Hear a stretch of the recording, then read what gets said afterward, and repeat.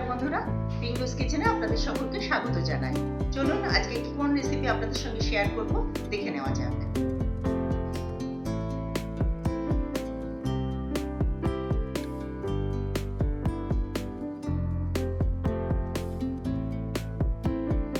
আজ আমি বানাবো কারি লিফ রাইস।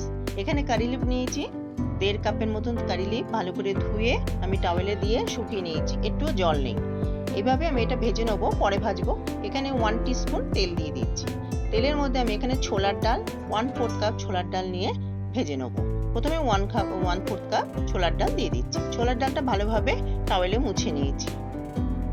এবার আমি দিচ্ছি বিউলির ডাল। বিউলির ডাল দেওয়ার পর আমি দিলাম বাদাম, লাল লঙ্কাও দিয়ে দিচ্ছি, আর সামান্য একটু মেথি দিচ্ছি। মেথি বেশি পড়ে গেলে কিন্তু দিতে হবে। আমি এখানে সাদা তিল নিয়েছি, যদি কারোর কাছে সাদা তিল না থাকে তাহলে কালো তিল নিতে পারো। এখানে সর্ষে আর জিরে দিয়ে দিলাম। এখানে একটা লেবু সাইজের তেঁতুল আমি এর মধ্যে দিয়ে দিচ্ছি, আর এটা ভাজবে এবং ভালোভাবে ক্রিস্পি হতে হবে তেঁতুলটা, যাতে মিক্সি জারে দিলে পাউডার হয়ে যায়।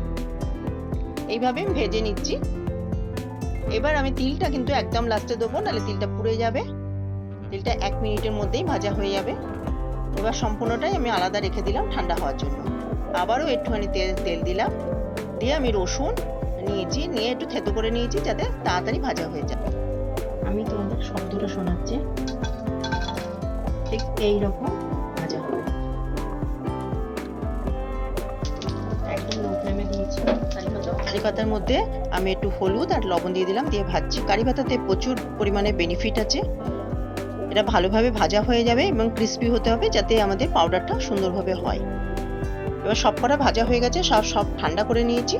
নেওয়ার পর দেখো কিরকম আমি তেঁতুল ক্রিস্পি হয়েছে। প্রথমেই আমি মশলাটা দিয়ে দেবো, দিয়ে আমি পাউডার করে নেবো। তারপরে দেবো কারি লিভস দিয়ে পাউডার করে নেবো। তবে কারি লিভসটা পুরোপুরি পাউডার করব না, একটু থাকবে। তার মধ্যে আমি রসুন দেবো, রসুন দিয়ে তারপরে পাউডার করব, ফাইনাল পাউডার হবে। এবার রসুন দিয়ে পাউডার হয়েছে। পাউডারটা হওয়ার পর আমি আবারও এই যে পাউডারটা প্রথমে মশলা দিয়ে পাউডার করেছি সেটা আরেকবার পাউডার করে নেব। সেটা পুরোপুরি পাউডার ছিল না। এবার পাউডার হয়ে গেছে। পাউডারটা এয়ারটাইট কন্টেনার করে তোমরা রেখে দিয়ে পরেও করতে পারবে। এখানে বিউলির ডাল, ছোলার ডাল, বাদাম, লাল লঙ্কা আর কারি পাতা আর সর্ষে ফোড়ন দিয়ে দিলাম। এগুলো একটু নাড়াচাড়া করে নিতে হবে। নাড়াচাড়া করার পর এখানে আমি দেবো কাজু বাদাম ভালোভাবে ভেজে নেবো। আর আমি এখানে তেঁতুলের পাল্প করে নিয়েছিলাম, তেঁতুলের পাল্পটা দিলাম, নুন দিলাম, হলুদ দিলাম, আর একটু চিনি দিলাম। যেহেতু তেঁতুল দিয়েছি টক, তাই তার মধ্যে একটু জল দিয়েছি আর লাল লঙ্কার গুঁড়ো দিয়েছি। ভালোভাবে ভেজে নিচ্ছি। ভালোভাবে ভেজে নেওয়ার পর আমি এখানে রাইসটা আগেই করে নিয়েছি, করে নিয়ে প্লেটের ওপর আমি ঠান্ডা করতে দিয়েছি, কারণ গরম রাইস ভেঙে যাবে, সেই জন্য ঠান্ডা করে নিয়ে তারপরে আমি মশলার মধ্যে দেব। ভালোভাবে এখানে মিশিয়ে নেবো। এখানে ধনেপাতা কোনো প্রয়োজন নেই, কারণ কারি লিভসেরই খুব সুন্দর একটা ফ্লেভার থাকবে। এই রাইসটা খেতে কিন্তু দুর্দান্ত লাগে, আর এর মধ্যে তো প্রচুর পরিমাণে বেনিফিট আছে কারি লিফে।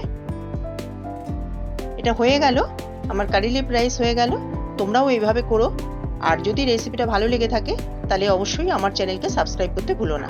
আজকে এই অবধি। অন্য কোনো দিন অন্য কোনো নতুন রেসিপি, টেস্টি রেসিপি নিয়ে হাজির হয়ে যাব। ধন্যবাদ।